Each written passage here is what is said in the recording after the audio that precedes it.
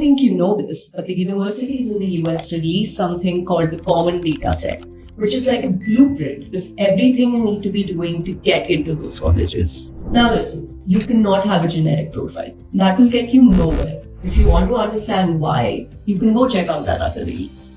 But coming back to the common data sets, let's say you're looking at Yale and Boston. Now in the common data set, Yale marks extracurriculars as very important, while Boston lists it as important.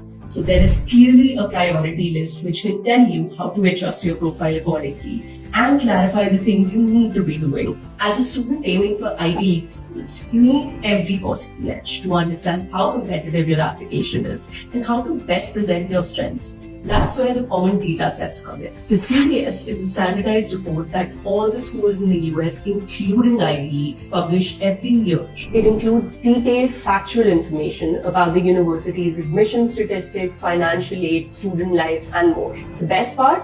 All universities follow the same format, so you can easily compare the statistics across different schools. For someone like you, the CDS would be important because it tells you exactly what each university looks for in its applicants and how much weight they give to each component of the application.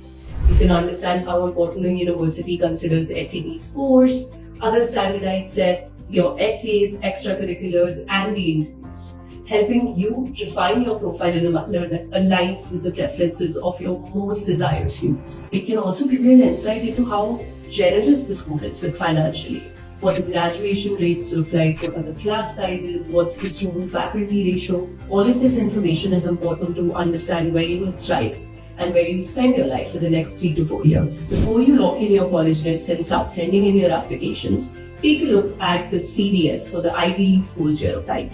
It's like having an insider's guide into what they value, backed by real data.